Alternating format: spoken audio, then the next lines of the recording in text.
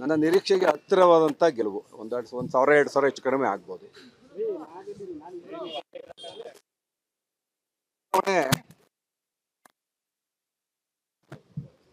JDS ಅಸ್ತಿತ್ವದ ಚುನಾವಣೆ. ಅವರು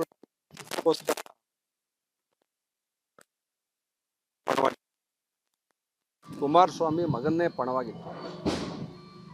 ಆದರೆ ಈ ಚುನಾವಣೆಯಲ್ಲಿ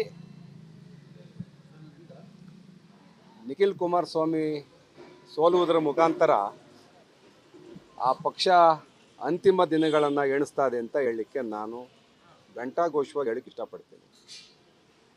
ದೇವೇಗೌಡರು ಅವರ ರಾಜಕೀಯ ಜೀವನದಲ್ಲಿ ಈ ಒಂದು ಸಂಧ್ಯಾ ಕಾಲದಲ್ಲಿ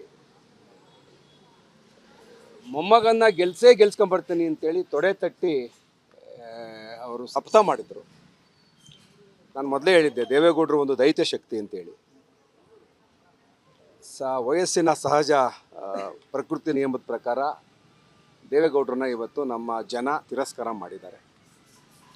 ಅವರ ಈ ಹೋರಾಟದಲ್ಲಿ ಸಾಮಾಜಿಕ ಕಳಕಳಿ ಇರಲಿಲ್ಲ, ಸ್ವಾರ್ಥ ಇತ್ತು. ವಂಶ ಪಾರಂಪರ್ಯರ ಆಡಳಿತವನ್ನು ಮುಂದುವರಿಸಬೇಕು ಅಂತೇಳಿ ಅವರ ಏನು ಒಂದು ಅಂತರಂಗದಲ್ಲಿ ಕೂಗಿತ್ತಲ್ಲ, ಅದಕ್ಕೆ ಜನ ಇವತ್ತು ಗೌರವ ಕೊಡಲಿಲ್ಲ. ಅವ್ರನ್ನ ಜನ ಇವತ್ತು ತಿರಸ್ಕರಿಸೋದ್ರ ಮುಖಾಂತರ ಸ್ಪಷ್ಟ ಸಂದೇಶ ಕೊಟ್ಟಿದ್ದಾರೆ. JDS BJP ಮೈತ್ರಿ ವರ್ಕೌಟ್ ಆಗಲ್ಲ. ಒಂದು ಕುಮಾರಸ್ವಾಮಿ ಅವರು ಅವ್ರ ಮಗನ ಬೆಳೆಸಬೇಕು ಅಂತ ಅಜೆಂಡಾ, ಯಡಿಯೂರಪ್ಪನವರು ಅವ್ರ ಮಗನ ಬೆಳೆಸಬೇಕು ಅಂತ ಅಜೆಂಡಾ. ಇವರಿಬ್ಬರೂ ಸೇರಿಕೊಂಡು ತಮ್ಮ ವಂಶದ ಕುರಿಗಳನ್ನು ಬೆಳೆಸಲಿಕ್ಕೆ 2 ರಾಜಕೀಯ ಪಕ್ಷಗಳನ್ನಾಗಿ ಮಾರ್ಪಡಿಸ್ಕೊಂಡು ಅದ್ರ ಮುಖಾಂತರ ಹೋರಾಟ ಮಾಡ್ತಾ ಇದ್ದಾರೆ. ಒಂದು ನಾನು ಮೊನ್ನೆ ನೋಡಿದೆ, ನಮ್ಮ ರಾಜ್ಯಾಧ್ಯಕ್ಷ BJPಯ ವಿಜಯೇಂದ್ರ ಹೇಳ್ತಾರೆ ಬ್ಯಾಟ್ರಿ ವೀಕ್ ಆಗಿದೆ ಅಂತ ಗೊತ್ತಾಗ್ತಾ ಇದೆ ಅಂಥೇಳಿ ನಿಖಿಲ್ ಕುಮಾರಸ್ವಾಮಿ ಅವರ ನಾಮಪತ್ರ ಸಲ್ಲಿಸುವಾಗ ಅವರು ಮಾತಾಡ್ತಾರೆ. ನಾನು ಹೇಳ್ತೀನಿ, ಮಿಸ್ಟರ್ ವಿಜೇಂದ್ರ ಮತ್ತು ಯಡಿಯೂರಪ್ಪನವರೇ, ನಿಮ್ಮ ಬ್ಯಾಟ್ರಿ ವೀಕ್ ಆಗಿದಾಗ ಚಾರ್ಜ್ ಮಾಡಿದವನು ನಾನು.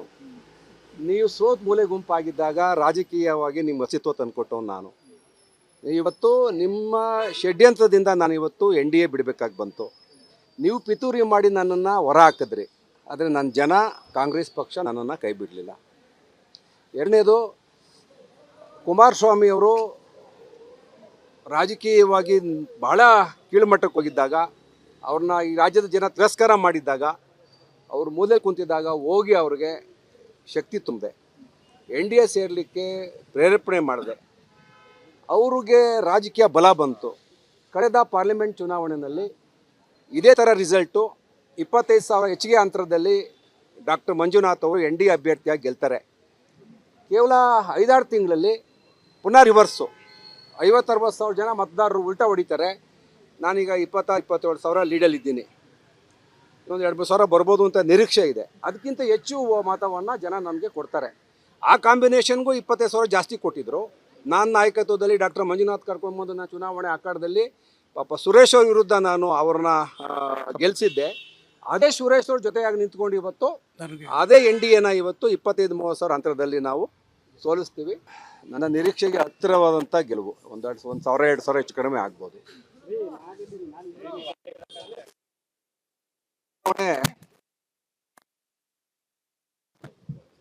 JDS ಅಸ್ತಿತ್ವದ ಚುನಾವಣೆ. ಅವರು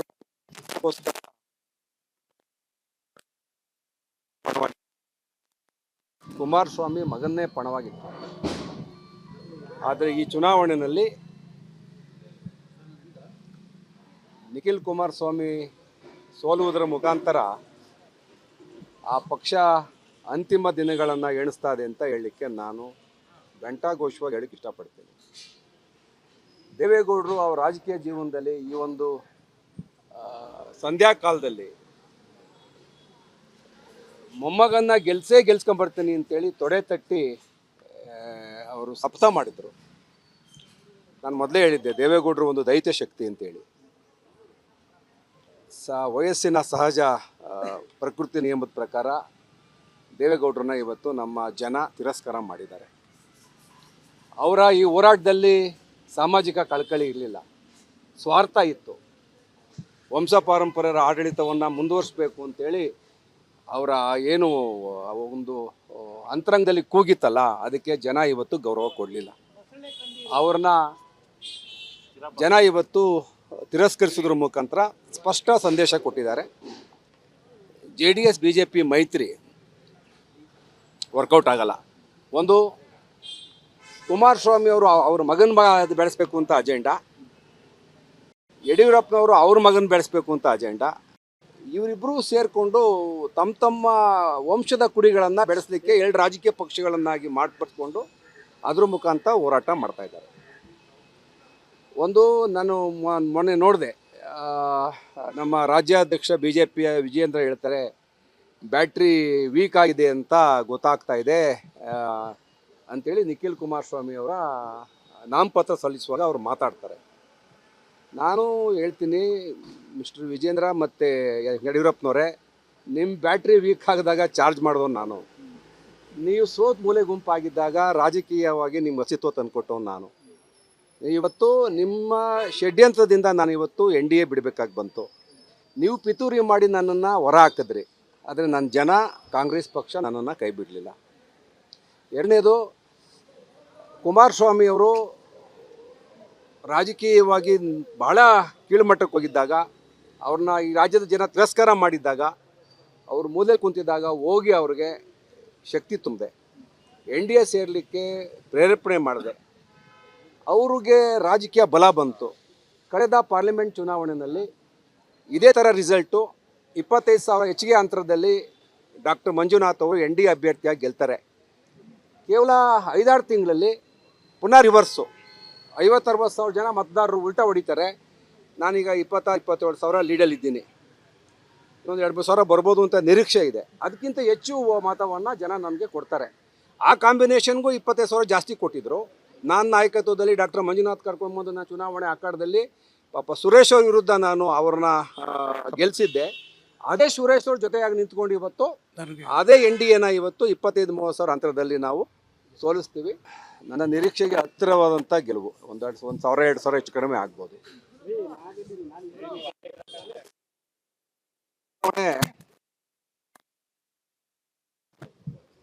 JDS ಅಸ್ತಿತ್ವದ ಚುನಾವಣೆ. ಅವರು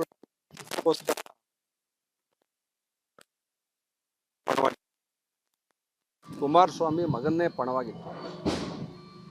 ಆದರೆ ಈ ಚುನಾವಣೆಯಲ್ಲಿ ನಿಖಿಲ್ ಕುಮಾರಸ್ವಾಮಿ ಸೋಲುವುದರ ಮುಖಾಂತರ ಆ ಪಕ್ಷ ಅಂತಿಮ ದಿನಗಳನ್ನು ಎಣಿಸ್ತಾ ಇದೆ ಅಂತ ಹೇಳಲಿಕ್ಕೆ ನಾನು ಘಂಟಾಘೋಷವಾಗಿ ಹೇಳಕ್ಕೆ ಇಷ್ಟಪಡ್ತೀನಿ.